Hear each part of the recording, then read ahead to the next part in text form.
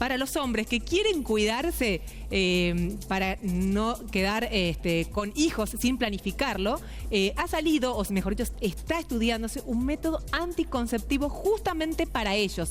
Es un gel que se aplicaría una vez a la semana en el hombro, o sea, tiene una aplicación muy práctica y es un método largamente esperado que podría hacerse realidad tras décadas fallidas de intentos.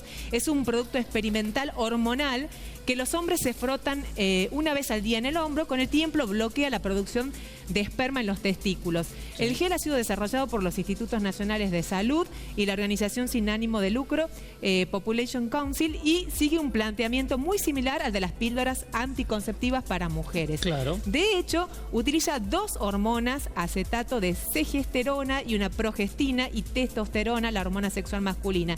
Dice que el acetato suprime la producción de testosterona en los testículos y con ello el desarrollo del esperma. Dice que la testosterona también cumple muchas funciones en el organismo, por eso, digamos, la idea es que pueda circular con normalidad, y lo que hace el gel es reemplazar para mantenerlos sanos y que no produzcan suficiente esperma como para que una persona, la pareja en este caso, quede embarazada. Sí. Los investigadores llevan formulando y perfeccionando la dosis desde el año 2005.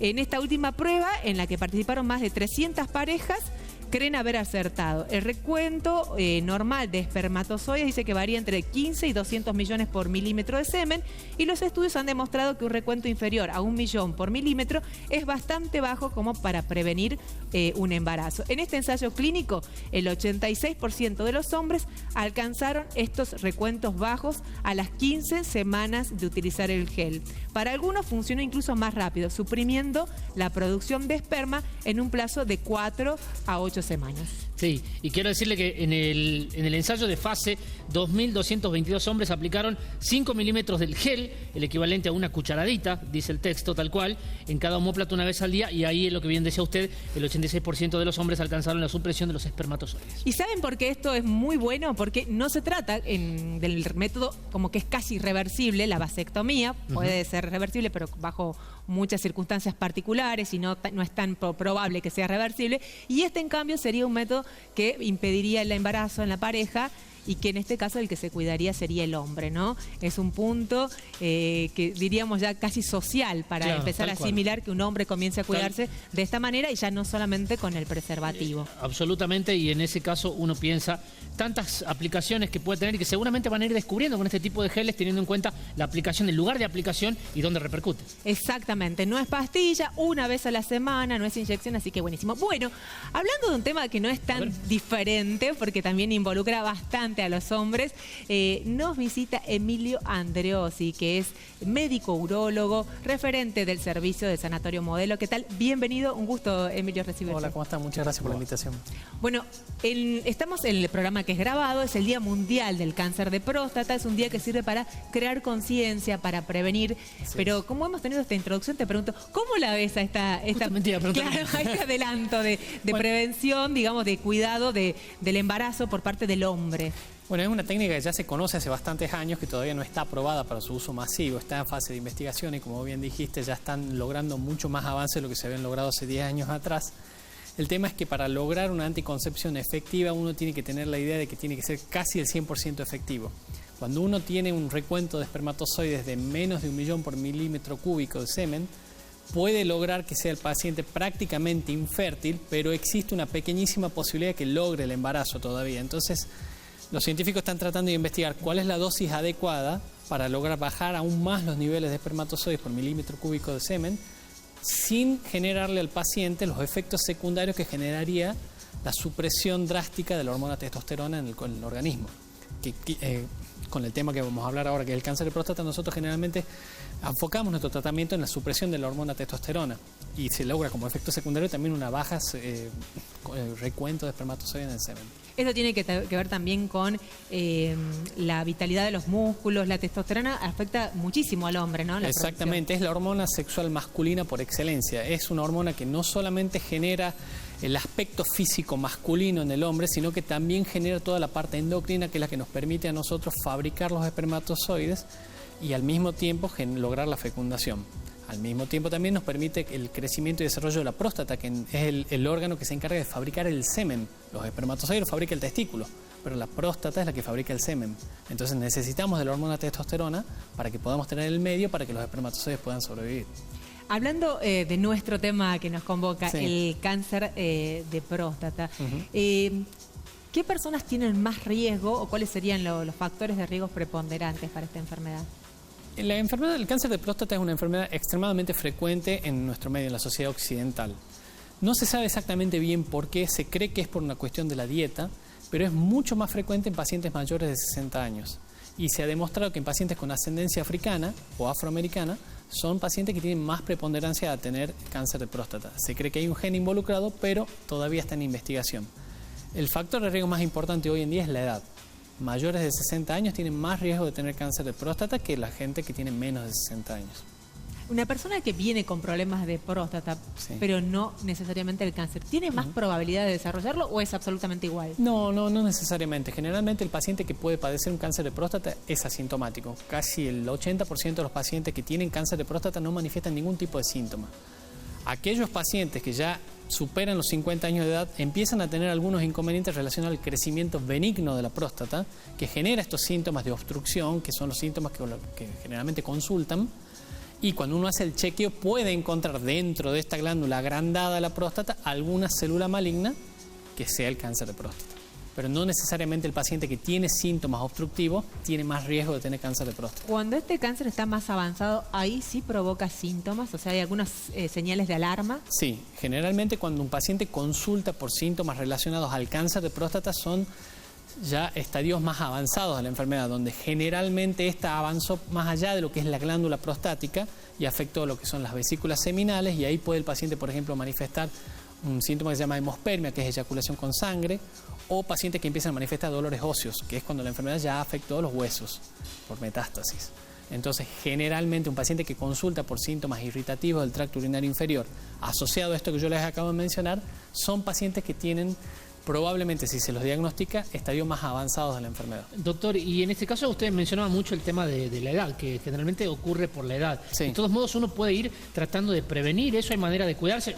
Siempre hay mitos urbanos respecto del cáncer de próstata y qué hacer para prevenirlo. Exactamente. Lo que nosotros le pedimos a todo el mundo es que traten de, después de los 45 años, ir, aunque sea una vez al año, al urólogo para hacerse el control.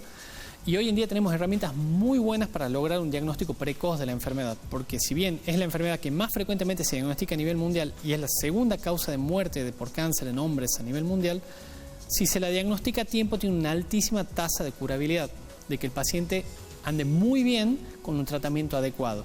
Para lograr eso es importante que se haga un análisis de sangre, que es una vez al año que se lo tienen que hacer, y no necesariamente recurrir al famoso fantasma del tacto rectal, que no es necesario hoy en día a todos los pacientes taxativamente hacérselo. Hay métodos diagnósticos que nos han permitido reemplazarlo, que son mucho más sensibles, y eso nos permite diagnosticar en formas más tempranas la enfermedad sin ser tan invasivos con el paciente. ¿Hacen resonancia magnética? ¿Qué es lo que se hace para...? Generalmente primero empezamos con un interrogatorio y un análisis de laboratorio. Si ese análisis de laboratorio a nosotros nos arroja un resultado que nos llame un poco la atención, o sea, un PSA elevado, que es el PSA, la proteína que secreta la próstata, que en las enfermedades malignas aumenta exponencialmente. Eso significa que estamos ante la sospecha de una enfermedad maligna. Y ahí pedimos un estudio por imágenes complementario, que es una resonancia multiparamétrica de próstata, que es una resonancia magnética común y corriente, nada más que está focalizado el software para ver áreas en la próstata que nos llamen la atención, que nos digan, ahí hay que hacer una biopsia. ¿Cuál es la primera reacción? O por lo menos las consultas que le hacen respecto de cuando usted lo diagnostica con eso a los pacientes. Generalmente cuando uno le encuentra una imagen sospechosa por resonancia, tiene la obligación de indicarle al paciente la biopsia prostática, que es el método que realmente diagnostica la enfermedad. Sí. La biopsia prostática tiene una tasa de falsos negativos, que antes cuando uno tenía un PSA elevado le indicaba la biopsia directamente al paciente, y ese paciente algunas veces salía con una biopsia negativa. Y no necesariamente significa que estaba curado, sino que probablemente iba a requerir más controles, nuevas biopsias. Y hoy con la resonancia lo que le explicamos al paciente es que si le encontramos una imagen podemos focalizar la biopsia en el área específica donde nos está diciendo la resonancia para tener una mayor sensibilidad a la hora de diagnosticarlo. Por eso le pedimos a los pacientes que se hagan el estudio, porque puede achicar muchísimo el margen de tener un falso negativo a la hora de indicar una biopsia. Decíamos que la frecuencia es muchísima del cáncer de próstata, sí, y algunas cifras nacionales hablan de 13.000 casos nuevos por año, sí, en nuestro país registrados. Digo, con estas tasas tan altas, el diagnóstico debería no ser tomado tan tremendamente, porque entendemos que es uno de los cánceres que, detectado tempranamente, tiene muy buena expectativa y sobrevida. Exactamente, por eso hacemos tanto hincapié en la detección precoz. Lamentablemente no lo podemos prevenir, pero podemos hacer lo que se llama una detección precoz, y hay muchos pacientes que incluso cuando logramos detectarla, la enfermedad, y diagnosticarla en tiempo y forma, hay pacientes que, de acuerdo a la histología que tenga la enfermedad después de la biopsia, le podemos hacer un tratamiento que se llama de vigilancia activa, que son pacientes donde no se hace absolutamente ningún tipo de tratamiento médico invasivo, ni cirugía, ni radioterapia, ni hormonoterapia, solamente controles trimestrales con un PSA, porque sabemos que muchas veces el tratamiento es más agresivo que la progresión natural de la enfermedad en ese tipo de estadios. Claro. Hay otros estadios que son mucho más agresivos, que requieren tratamiento más agresivo. Por eso es importante el diagnóstico precoz. Si uno lo detecta a tiempo, tiene muchísimas más herramientas para poder lograr un tratamiento adecuado, dependiendo en qué momento del partido estamos parados.